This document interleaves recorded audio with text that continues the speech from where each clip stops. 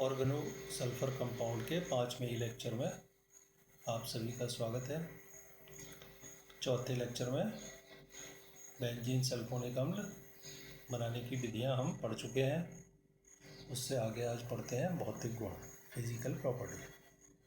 जो aromatic sulphonic अम्ल है वो कैसे होती है? आर्द्रताग्राही हाइग्रोस्कोपिक वायुमंडल में खुला छोड़ने पर कैसे हो जाते हैं? चिपचिपे नमी को ग्रहण करने के कारण। ये क्रिस्टलीय ठोस हैं, जल में विलेय हैं, लेकिन कार्बनिक विलायकों में अवलेय होते हैं।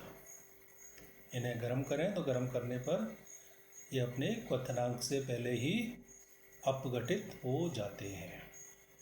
इनकी केमिकल रिएक्शंस, इनमें दो प्रकार की रासायनिक अभिक्रियाएं पाई जाती हैं। पहली तो बेंजीन वलय वाली अभिक्रियाएं।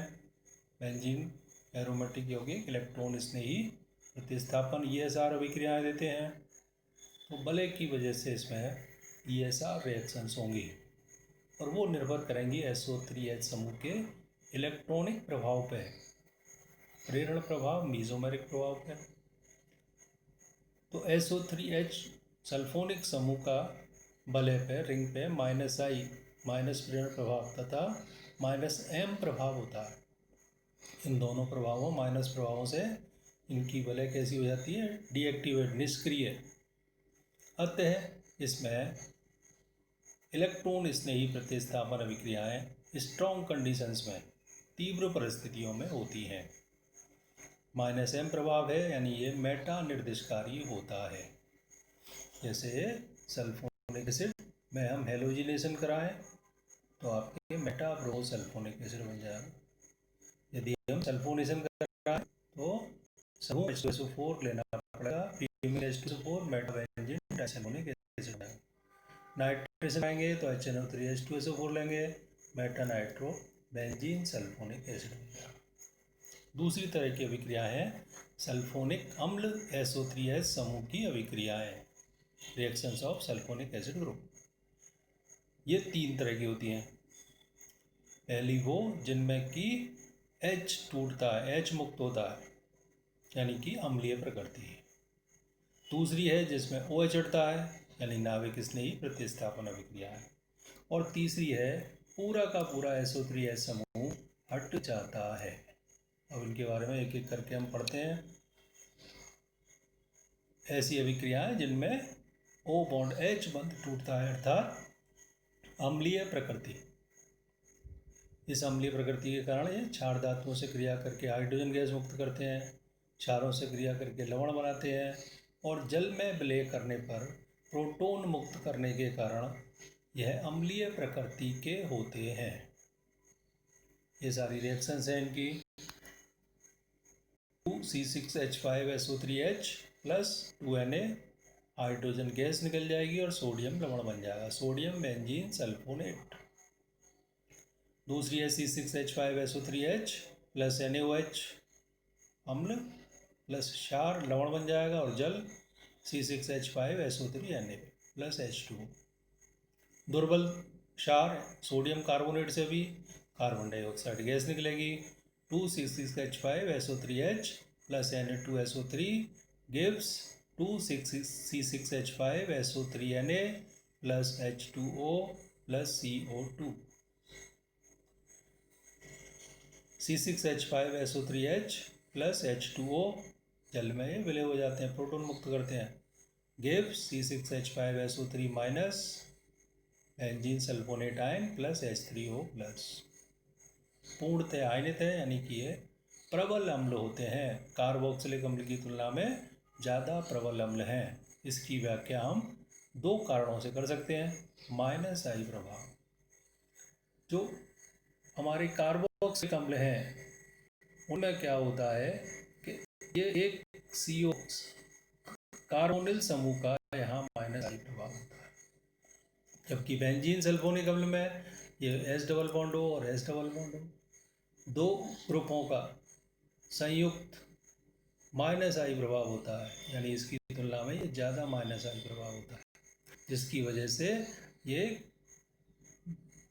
कार्बोक्सिलिक आयन की तुलना में बेंजोइट आयन आसानी से बनता है, यानी कि ये अधिक अम्लीय प्रकृति के होते हैं।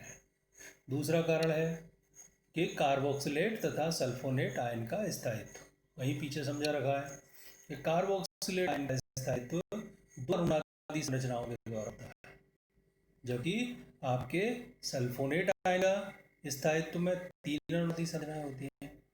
यानी कि सल्फोनेट आयन ज़्यादा स्थायी है, आसानी से प्रोटॉन मुक्त होकर बनेगा कार्बोक्सिलेट आयन की तुलना में।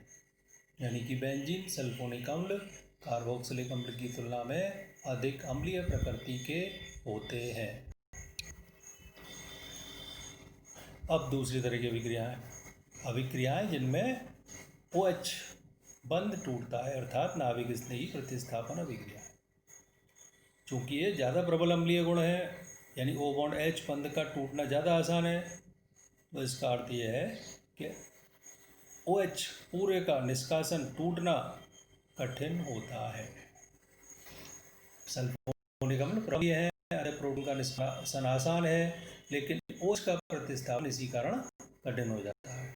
इसलिए एमाइड एस्टर सीधे ही प्राप्त नहीं होते, इन्हें सल्फ्यूरिक क्लोराइड से प्राप्त करते हैं। PCl5 से क्रिया करने पर बेंजीन सल्फोनिक क्लोराइड प्राप्त होता है। C6H5SO3H plus PCl5 gives C6H5SOCl benzene sulphonyl chloride plus PCl3 plus HCl। Anhydride की स्थिति में फॉस्फोरस पेंटाऑक्साइड निर्जली कारक की उपस्थिति में करें तो एनहाइड्राइड बन जाएगा 2C6H5SO2H फॉस्फोरस पेंटास ऑक्साइड, तो आपके C6H5SO2 का होल ट्वाइस तो एनहाइड्राइड बन जाएगा प्लस H2। अमोनिया के साथ क्रिया डायरेक्ट नहीं होगी, बेंजीन सल्फोनिल क्लोराइड से होगी। C6H5SO2Cl प्लस NH3 ये आपके एमाइड बन गया। यहाँ एल्कोहल से क्रिया कराएंगे एस्टर बन जाएगा।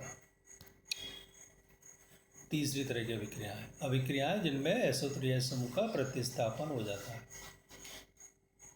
ये जो हमने बनाने की सीधे डायरेक्ट सल्फोनेशन मेथड से हमने बेंजीन सल्फोनिक एसिड बनाया था, तो उसमें ये बात थी कि रिएक्शन कैसी होती है, रिवर्सिबल उत्क्रमणीय है, यानी कि SO3H समूह का जुड़ना भी आसान है और हटना भी आसान है। तो इसीलिए इस तरह की अभिक्रियाएं बहुत उपयोगी हैं। इनसे हम बहुत सारे एरोमेटिक यौगिकों का संश्लेषण करते हैं। इसकी प्रमुख अभिक्रिया पहला विसल्फोनीकरण या जल अपघटन। तनु HCl द्वारा उच्च दाब व ताप पर जल अपघटन कराने पर बेंजीन प्राप्त हो जाती है। C6H5SO3H प्लस H2O पूरा SO3H ग्रुप और H2SO4 के रूप में, तो C6H6। फिनॉल का संश्लेषण, तो सल्फोनिक अम्ल के सोडियम लवण को हम NaOH के साथ पिघलाएं, फ्यूज करें, गलाएं, तो फिनॉल प्राप्त होगा। C6H5SO3 ने plus NaOH give C6H5OH plus Na2SO3। साइनाइडों का भी संश्लेषण कर सकते हैं। इसके बेंजीन सल्फोनिक के सोडियम लवण क्रिया सोडियम साइनाइड से कराने पर फेनिल साइनाइड बनता है, और साइनाइड से फिर आगे अन्य दो उत्पाद और बना सकते हैं हम। यदि इसका पूर्ण अपचयन कर देंगे तो ये आपके प्राइमरी अमीन बन जाएगी, और यदि जल अपघटन कर देंगे तो एसिड बन जाएगा। C6H5SO3Na प्लस NaOH रिएक्शन होने पे Na2SO3H निकल जाएगा, बन जाएगा साइनाइड C6H5HCl, और यहाँ फिर जल अपघटन कराएंगे तो C6H5COOH अपचयन करा दिया तो C6H5CH2NH2। और बना सकते हैं थायोफिनॉल बना सकते हैं इनसे। पोटेशियम लवण की क्रिया पोटेशियम आयोडीन सल्फाइड से करा दें। C6H5SO3K plus KSH gives C6H5SH plus K2S3। अमीन का संश्लेषण क्रिया सोडामाइड से करा दें। C6H5SO3Na plus sodamide NaNH2 gives aniline C6H5NH2। Nitro यौगिकों का संश्लेषण सधूम फ्यूमिंग HNO3 के साथ क्रिया कराएं तो आपके नाइट्रो बेंजीन प्राप्त हो जाती है। C6H5SO3Na plus HNO3 gives C6H5NO2 plus H2SO4। Halogen व्युत्पन्न भी बनाए जा सकते हैं यदि इनकी वलय में सक्रिय समूह जैसे OH या NH2 जुड़े हुए हों, तो हेलोजन द्वारा सल्फोनिक समूह का प्रतिस्थापन बहुत आसानी से हो जाता है। ये phenol para hydroxy benzene sulphonic अम्ल, जिसको सल्फेनिलिक अम्ल भी कहते हैं, ब्रोमीन जल से क्रिया करें तो ये Br के साथ साथ 2 और Br आ जाते हैं, 2,4,6 ट्राई ब्रोमोफिनॉल प्राप्त हो जाता है। अब इसके महत्वपूर्ण कंपाउंड, एक बहुत ही महत्वपूर्ण कंपाउंड है सैकरीन। ये एग्ज़ाम में अलग से एक एक नंबर के क्वेश्चन आ जाते हैं। यह शक्कर से 600 गुना अधिक मीठी होती है। इसका अवशोषण शरीर द्वारा नहीं होता, अतः डायबिटीज़ मधुमेह के रोगियों को शक्कर की जगह सैकरीन दी जाती है। यह क्या होता है? ऑर्थोसल्फोबेंजोइक एमाइड का सोडियम लवण है। यह टोलुइन से बनता है। टोलुइन में सल्फोनेशन कराते हैं कंसंट्रेट H2SO4 द्वारा, तो आपके ऑर्थो एंड पैरा बेंज आपके टोलुइक एसिड बन जाएंगे या टोलुइन सल्फोनिक एसिड। इसमें ऑर्थो का मेल्टिंग पॉइंट गलनांक है 350, दोनों ठोस कंपाउंड है 340.5 और इसका है 379 केल्विन। दोनों के अलग अलग दो ठोस कंपाउंड है, अलग अलग इनके मेल्टिंग पॉइंट है, यानी कि हम इनको अलग अलग कर सकते हैं। और फिर इसमें से हमने ऑर्थो को अलग करके यदि PCl5 से क्रिया करा दी तो इसका क्या हो गया? क्लोरीनेशन हो गया, CH3SO2Cl, ortho toluene sulphonyl chloride. फिर अमोनिया से क्रिया कराई तो क्या बन जाएगा? एमाइड, ये बन गया आपको ऑर्थोटोलून सल्फोनामाइड। फिर इसका ऑक्सीडेशन करा दिया CH3 ग्रुप का, तो ये COOH में बदल गया। गर्म कर दिया तो ये OH और NH2 का H यानी जल के रूप में निकल गया, ये बन गया ऑर्थोसल्फोबेंजोइक एमाइड। ये जल में अवलेय है, यही सैकरीन है ऑर्थोसल्फोबेंजोइक एमाइड, लेकिन ये जल में अघुलनशील है, हमें शरीर को देना है, तो इसका लवण सोडियम साल्ट ये हम सैकरीन के रूप में लेते हैं। NaOH से क्रिया कराई तो NH का H अम्लीय प्रकृति का है, यह आपके सोडियम लवण बन गया और जल में मिले। एग्ज़ाम में ये 1 नंबर में क्वेश्चन आ जाता है। दूसरा इम्पोर्टेंट यौगिक है क्लोरामीन टी। इसे हम पैरा से बनाते हैं, इसे पैरा टोलुइन सल्फोनिक एसिड से बनाते हैं। इसका उपयोग प्रतिरोधी एंटीसेप्टिक के रूप में किया जाता है। और एक और है डाइक्लोरामीन टी, ये भी एग्जाम में कभी कभी ज़्यादा कहीं क्वेश्चन होता है, पेपर होता है, ये आते हैं। यहाँ PCl5 से क्रिया कराई तो ये अम्ल क्लोराइड बन गया। फिर अमोनिया से क्रिया कराई, एमाइड बन गया। यदि इसकी NaOCl से क्रिया करा दी सोडियम हाइपोक्लोराइड से, तो ये लवण बना N-क्लोरोपैरा टोलुइन सल्फोनेमाइड का सोडियम लवण, इसको ही कहते हैं क्लोरामीन टी। यदि NaOCl के आधिक्य में क्रिया करा दी तो आपके ये बनता है डाइक्लोरामीन टी। अब उसके बाद अगला हमारा कंपाउंड है इसमें सल्फोनेमाइड। पहले भी बना के देख चुके हैं, उनमें अभिक्रियाओं में आया था बेंजीन सल्फोनिक अम्ल की क्रिया में कि सल्फोनिल क्लोराइड की अमोनिया से क्रिया कराएं तो सल्फोनेमाइड बन जाता है। यहाँ भी वही क्रिया है, बेंजीन सल्फोनिल क्लोराइड की अभिक्रिया सांद्र अमोनिया से कराने पर सल्फोनेमाइड प्राप्त होता है। फिर ये सल्फेनिलेमाइड दूसरा है कि सल्फोनेमाइड के पैरा अमीनो व्युत्पन्न को अर्थात पैरा अमीनो बेंजीन सल्फोनेमाइड को सल्फेनिलेमाइड कहते हैं। यह सफ़ेद क्रिस्टलीय ठोस पदार्थ है जिसका मेल्टिंग पॉइंट 493 केल्विन है। इसमें विभिन्न जीवाणुओं को नष्ट करने का गुण पाया जाता है। इसका उपयोग सल्फा औषधि के रूप में, सल्फा ड्रग्स के रूप में किया जाता है और इसे एनिलीन से निम्न प्रकार से बनाते हैं। एनिलीन की क्रिया हम CH3COCl से करेंगे तो NH2 ग्रुप पर क्रिया होके ये NH ग्रुप का प्रोटेक्शन होके एसीटेनिलाइड बन जाता है, C6H5NaCO CH3। इसकी फिर हम क्लोरोसल्फोनिक अम्ल से क्रिया कराते हैं तो आपका इसका सल्फोनेशन हो जाता है, ये N-एसिटिल पैरा अमीनो सल्फोनिल क्लोराइड बन जाता है। फिर सांद्र HNO3 से क्रिया कराएं तो सांद्र अमोनिया से तो एमाइड बन गया इसका। और फिर बाद में जो हमने समूह NH2 समूह को प्रोटेक्ट करा था वो यहाँ फिर वापस से मुक्त प्राप्त कर लेते हैं जल अपघटन द्वारा, ये बन गया सल्फेनिलेमाइड। सल्फेनिलेमाइड से ही सभी सल्फा औषधियाँ बनी हैं। इसको सल्फेनिलेमाइड को ही हम इसका पैतृक कंपाउंड, इसका पेरेंटल कंपाउंड कहते हैं। सल्फा औषधियों पे भी कई बार छोटे छोटे क्वेश्चन आ जाते हैं। क्या होती है सल्फा औषधि? यह ड्रग्स सल्फोनिक एसिड से अर्थात सल्फेनिलेमाइड तथा इसके व्युत्पन्न है, इसलिए इनका नाम है सल्फा ड्रग्स। जो जीवाणुओं वृद्धि करते हैं उनके लिए फॉलिक अम्ल से होती है, और जो फॉलिक अम्ल का संश्लेषण है वो होता है पैरा अमीनो बेंजोइक अम्ल से, COOH, NH2 और यहाँ COOH, ये बेंजोइक पैरा अमीनो बेंजोइक अम्ल। अब इसकी जो रिएक्शन है वो इसकी जो संरचना है वो इस सल्फेनिलेमाइड संरचना से मिलती जुलती है। तो जो फॉलिक अम्ल के निर्माण के लिए आवश्यक है ये, इसकी जगह जीवाणु गलती से इसका अवशोषण कर लेता है।